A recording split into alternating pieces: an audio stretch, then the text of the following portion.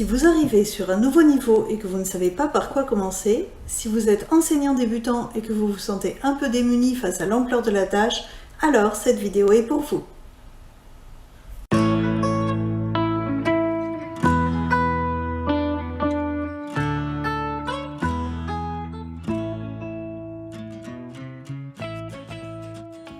Je n'aborderai pas ici le sujet des fournitures à commander, ni même l'inventaire des placards ou encore l'emploi du temps que j'évoque dans d'autres vidéos. Aujourd'hui, je vais vous expliquer comment je prépare mon année pour une rentrée sereine. Ce n'est bien évidemment pas la seule manière de procéder, mais j'espère qu'elle vous aidera. La première chose à faire est d'établir ses progressions annuelles, c'est-à-dire de faire la liste des notions et des compétences qui seront travaillées dans l'année et de les répartir sur les 5 périodes. Cela permet de s'assurer que l'on couvre bien le programme attendu et qu'on ne se retrouvera pas dépassé et en retard en fin d'année. Accessoirement, cela permet également de montrer que l'on sait où l'on va et qu'on agit de manière professionnelle et non au feeling. Comme les programmes changent régulièrement, il n'est pas judicieux de s'appuyer sur les manuels présents dans la classe pour établir ses progressions. Il est largement préférable de s'appuyer sur les programmes officiels, les attendus de fin de cycle et les repères de progressivité qui sont disponibles sur le site EduScol. On pourra également demander à l'équipe en place s'il y a une progression commune dans l'école. Une fois que l'on a établi pour toutes les matières la liste des notions à étudier, on peut les répartir sur les 5 périodes. Pour cela, j'ai l'habitude de compter le nombre de semaines dans chaque période. J'enlève alors une semaine à chaque fois pour les évaluations. Certaines périodes seront plus courtes, comme la période de janvier aux vacances d'hiver, d'autres seront plus longues, comme la période 5. Je répartis alors les notions en tenant compte de ces différences. Ce travail me semble particulièrement intéressant car il va me permettre ensuite de calibrer mes séquences. En effet, on peut passer énormément de temps sur certaines notions. Il y a donc une décision personnelle à prendre en tant qu'enseignant. Est-ce qu'on préfère cibler certaines notions et passer le temps qu'on juge nécessaire dessus, quitte à ne pas faire tout le programme? Ou alors préfère-t-on adapter le niveau de détail de chaque notion au temps dont on dispose et couvrir sans trop de mal le programme? Il n'y a pas de bonne réponse à cette question. Il n'y a que la réponse qui vous convient, celle qui correspond à vos convictions.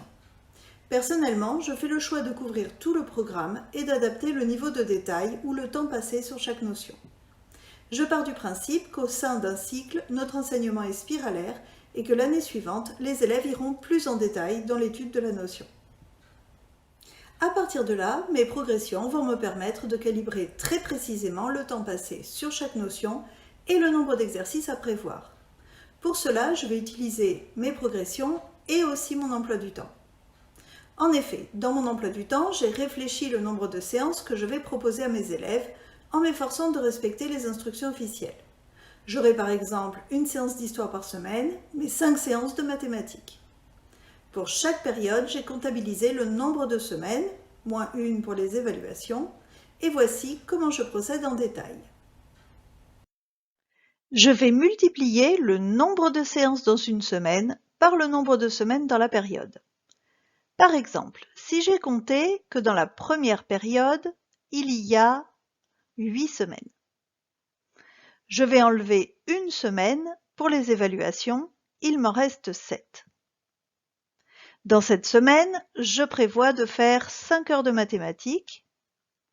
Comme j'ai 7 semaines dans la période, je vais donc multiplier mes 7 semaines par mes 5 heures, ce qui va me donner 35 créneaux d'une heure ou bien 70 créneaux de 30 minutes. Il me reste alors à répartir sur ces créneaux toutes les notions que je souhaite aborder en mathématiques dans la période 1 en tenant compte de leurs difficultés probables. Si je ne vous ai pas perdu dans mes calculs, je continue. En fonction de l'âge des élèves, je considère qu'ils sont capables de faire entre 1 et 3 exercices en moyenne par créneau de 30 minutes. Du coup, si j'ai prévu 2 heures pour une notion simple pour des CM1, comme ranger des nombres dans l'ordre croissant ou décroissant, je pourrais consacrer 30 minutes à la leçon, 30 minutes à la manipulation, soit en situation de découverte, soit en atelier, 45 minutes pour faire des exercices sur le cahier du jour, c'est-à-dire 3 ou 4 exercices, et même 15 minutes pour l'évaluation. Bien sûr, il ne s'agit là que de prévision. La réalité pourrait être différente car elle dépendra des élèves que j'ai. Parfois, on passera un peu plus de temps sur une notion, parfois moins, et bien entendu, je m'adapterai. L'idée, c'est de faire des prévisions réalistes et de ne pas prévoir 10 exercices pour une notion qui n'en aurait pas besoin, car le but n'est pas d'occuper les élèves en multipliant les exercices, mais de leur permettre de progresser de la manière la plus efficace possible. Je reviendrai sur la nécessaire différenciation un peu plus tard. Maintenant que pour chaque notion j'ai déterminé le nombre d'exercices, je n'ai plus qu'à les choisir dans un manuel ou construire une fiche d'exercice qui me correspond.